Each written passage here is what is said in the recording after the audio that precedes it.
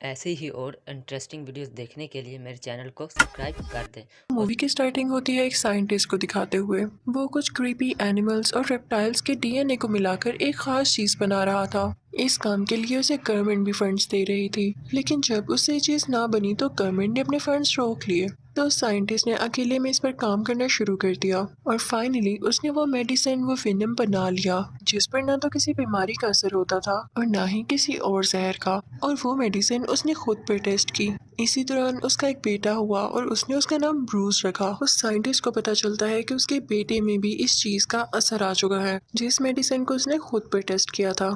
तो वो इस चीज का हल निकालने लगता है कि कैसे इसके असर को खत्म किया जाए। दूसरी तरफ हम ये भी देखते हैं कि ब्रूस को जब कोई चोट लगती तो वो हंसता रहता था, यानी ना तो उसे कोई दर्द होती थी और ना वो कभी बीमार होता था। ब्रूस के फादर को गवर्नमेंट की बात ना मानने पर जॉब से भी निकाल दिया जाता है। फिर हम देखते हैं कि कई साल बीत चुके हैं। अब ब्रूस किसी और फैमिली के साथ रहता है। उसे ये बताया गया है कि उसके पेरेंट्स मर चुके हैं।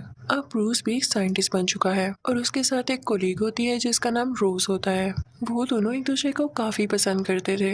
ये दोनों इस बात पर रिसर्च कर रहे होते हैं कि किसी भी जख्म को कैसे ठीक किया जा सकता है। तभी इनके पास एक सोल्जर आता है और वो कहता है कि तुम आर्मी के लिए काम करो, लेकिन ये लोग उसे मना कर देते हैं कि हम चाहते हैं कि इसका फायदा सारी दुनिया को पहुंचे। लेकिन वो आर्मी ऑफिसर इन्हें वार्न करके यहाँ से चला जाता है। वहाँ ऑफिस में रोज को एक अजीब सा आदमी नजर आता है जो कि ब्रूस के ऑफिस में जाके उसका एक बाल उठा के अपने साथ ले जाता है। ये दरअसल ब्रूस के फादर थे जो कि अभी भी जिंदा थे और इन्होंने ब्रूस का बाल इसलिए उठाया था ताकि वो उसका डीएनए देख सकें। ऑफिस में रोज और ब्रूस जिन रेस पर काम कर रहे होते हैं उन रेस की मशीन खराब हो जाती है। ब्रूस उसको संभालने की कोशिश कर रहा होता है लेकिन वो रेस उसी पर पड़ जाती हैं। अगले सीन में हम देखते हैं कि ब्रूस को अब होश आ चुका है क्योंकि जब रेस पड़ते ही वो बेहोश हो गया था तो उसे हॉस्पिटल ले जाया गया था। उसके पास रोज भी बैठी होती है जो उससे कहती है कि ये रेस तो काफी डेंजरस थी, तुम्हारी जान कैसे बच गई। वो काफी हैरान होती है लेकिन ब्रूस रोज से कहता है कि रोज छोड़ो इस बात को, मैं बहुत ही एनर्जेटिक फील कर रहा हूँ, मुझे कहीं दर्द नहीं हो रहा। वो दोनों ही इस बात से हैरान तो थे लेकिन साथ साथ खुश भी। रात को ब्रूस के पास उसके बूढ़े फादर आते हैं। वो ब्रूस को बताते हैं कि मैं तुम्हारा बाप हूँ, लेकिन ब्रूस कहता है कि नहीं, वो तो मर चुके हैं। तो वो साइंटिस्ट यानी ब्रूस के फादर कहते हैं कि नहीं, आर्मी ने तुम लोगों से झूठ बोला और तुम्हारी कुलीग रोज उसी आर्मी जनरल की बेटी है जिसने मेरी रिसर्च को भी रुकवाया और तुम जिस पर रिसर्च कर रहे हो वो चीज तुम्हारे अंदर है, तुम्हें और कहीं इसको ढूंढने की जरूरत नहीं है और ना ही तुम्हें किसी की मदद चाहिए। ब्रूस अपने फादर से कहता है कि मैं आपकी बात पर यकीन कैसे कर लूं, आप इतने सालों बाद आ गए हैं जबकि मैं रोज से कई अरसे से प्यार करता हूँ। अब रात हो जाती है और ब्रूस अपनी लैब में आता है। उसे उस साइंटिस्ट यानी अपने रियल फादर की सब बातें याद आ रही होती हैं। उसे गुस्सा आने लगता है और उसकी बॉडी में कुछ चेंजेस होने लगते हैं। उसका जिस्म बड़ा और ग्रीन होने लगता है। देखते ही देखते वो बहुत बड़ा ग्रीन कलर का हल्क बन जाता है। ये सब कुछ उसके फादर भी छुप कर देख रहे होते हैं। तो वो उसके पास आते हैं और ब्रूस को यानी हल्क को अपना बचपन याद आने लगता है। लेकिन ब्रूस वहाँ की सारी चीजें तोड़ के वहाँ से चला जाता है। अगले दिन हल्क से रोज मिलने आती है और वो कहती है कि लैब में बहुत अजीब चीजें हुई, क्या तुम कल लैब में आए थे। लेकिन ब्रूस को कुछ भी याद नहीं होता। वो अब हल्क भी नहीं बना हुआ था। वो कहता है कि नहीं, मैं तो कल लैब में नहीं आया, लेकिन कल मुझे बहुत अजीब ख्वाब आया और एक आदमी भी आया जो कि खुद को मेरे फादर कह रहा था। तभी वहाँ पर आर्मी जनरल यानी रोज के फादर आते हैं और अपनी बेटी को बाहर गाड़ी में बिठा देते हैं कि तुम फिलहाल बाहर ही रहो, मुझे ब्रूस से कुछ जरूरी बातें करनी है। इनफैक्ट ये आर्मी जनरल ये भी जानता था कि ये उसी साइंटिस्ट का बेटा है और ये अपने बाप का छोड़ा हुआ काम भी पूरा कर रहा है। वो अंदर आते हैं ब्रूस के पास और उससे कुछ बातें करने लगते हैं। उधर रोज ब्रूस के फादर के पास जाती है और कहती है कि ब्रूस में ऐसा क्या है जो मेरे फादर उसके पीछे पड़े हुए हैं, उससे बातचीत करना चाहते हैं हर बार। तो ब्रूस के फादर कहते हैं कि क्या तुम मेरे बेटे को अपने फादर यानी आर्मी जनरल के पास छोड़ाई, तुम नहीं जानती ब्रूस के बारे में, वो सच में यूनिक है, अगर आर्मी को ये पता चला तो वो उसे पकड़ लेगी और दुनिया भी यूनिक चीजों को एक्सेप्ट नहीं करती।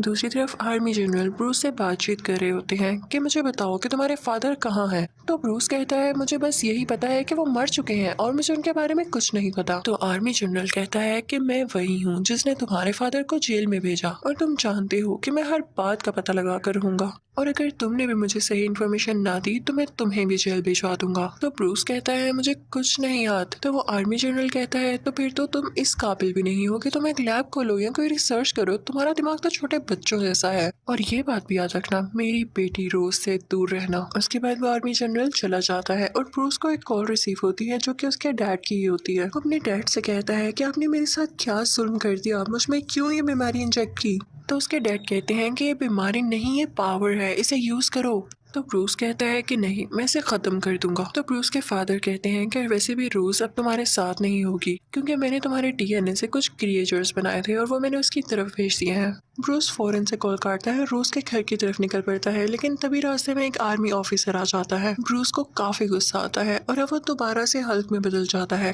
काफी जायंट। अब फाइनली वो रोज के घर पहुंच चुका था। वो दोनों एक दूसरे को देखने लगते हैं। ब्रूस रोज को गाड़ी में बिठा देता है और तभी वहां पर वही क्रिएचर कुत्ते आते हैं जिन्हें ब्रूस के फादर ने ब्रूस के डीएनए से ही बनाया था। लेकिन ब्रूस उनसे फाइट करके उनको भी मार देता है। इसके बाद ब्रूस रोज को सब कुछ बताता है कि मेरे डैड असल में चाहते क्या है, और मेरी बॉडी में कोई हिडन मेडिसिन थी जो कि रेस लगने की वजह से सामने आ गई, और मैं अब हल्क में बन जाता हूँ जब भी मुझे गुस्सा आता है। तो रोज उसे तसल्ली देती है कि हौसला रखो, मैं तुम्हारे साथ हूँ।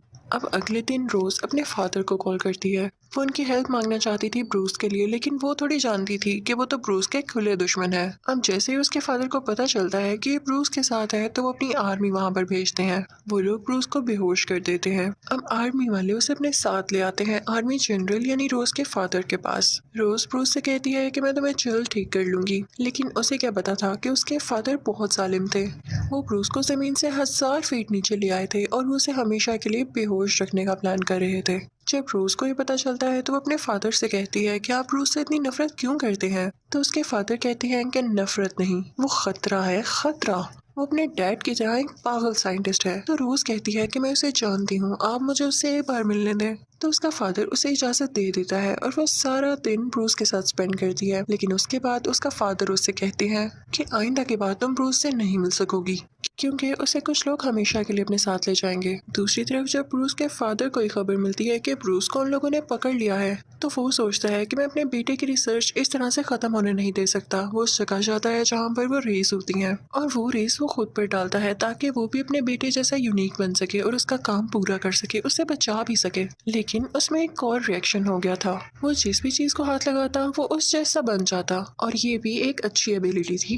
फिर वहां से ब्रूस के फादर रोज के पास जाते हैं और कहते हैं कि मुझे मेरे बेटे से मिलना है। तो रोज कहती है कि अब बहुत देर हो चुकी है, उसे वो लोग लेकर जाने ही वाले हैं। तो ब्रूस के फादर कहते हैं कि तुम्हारे फादर है वो जो ये सब कर रहे हैं, तुम इन्हें रोक सकती हो। तो रोज कहती है कि नहीं, मैं उन्हें नहीं रोक सकती, और आप मुझसे ऐसा क्यों कह रहे हैं जबकि सारी गलती आपकी है। तो ब्रूस के फादर कहते हैं कि मेरी गलती, ये तो उसमें डीएनए के जरिए आया है, और मैं चाहता था कि ऐसा ना हो। मैंने क्या क्या नहीं किया इसको खत्म करने के लिए, और अभी तो मैं आप लोगों की भलाई चाह रहा हूँ ना। गलती तो तुम्हारे फादर की है जिसने मेरे प्रोजेक्ट को बंद कर दिया, वरना आज तक मैं उसकी रेमेडी, उसका क्योर ढूंढ चुका होता। वो रोज को बताता है कि हाँ, मुझसे जो गलती हुई मैं उसको मानता हूँ। मुझे जब पता चला कि मेरा बेटा ब्रूस बड़ा होकर दुनिया के लिए खतरा होगा, तो मैं इसे मारने के लिए आगे बढ़ा था, लेकिन तब मेरी वाइफ बीच में आ गई और वो चाकू उससे लग गया, जिसकी वजह से वो मर गई। दूसरी तरफ हम देखते हैं कि ब्रूस पर जुल्म हो रहा होता है। वो लोग उसको इलेक्ट्रिकल शॉक्स दे रहे होते हैं ताकि उसको गुस्सा आए और वो हल्क बन जाए, क्योंकि वो लोग ये चाहते थे कि जब वो हल्क बने तो उसकी स्किन उतार लें और उसके डीएनए से और भी कई ज्यादा हल्क्स बनाए, जिससे वो अपना फायदा उठा सकें। लेकिन ब्रूस खुद को गुस्सा नहीं दिलाता। वो कहता है कुछ भी हो जाए मैं हल्क नहीं बनूंगा ताकि ये लोग मेरा यूज न कर सकें। लेकिन उसे इतना टॉर्चर किया जाता है कि वो बेचारा बेहोश हो जाता है और फिर उसे एक पानी के टैंक में रख दिया जाता है। वहां पर उसे कुछ विजन्स आने लगते हैं कि जब वो काफी छोटा था तो उसके फादर उसे किस तरह से मॉन्स्टर समझकर मारने लगे थे, और इसी वजह से उसकी मदर की भी डेथ हो गई। ये सब याद करके उसे गुस्सा आने लगता है, जिसकी वजह से वो फाइनली यहाँ पर हल्क बन जाता है और वो उस ग्लास को तोड़ के बाहर आ जाता है। वो सारी आर्मी उसे बेहोश करने की कोशिश करती है। वो ब्रूस यानी हल्क पर फायरिंग भी करते हैं, लेकिन उसे कुछ भी नहीं होता, क्योंकि अब वो बहुत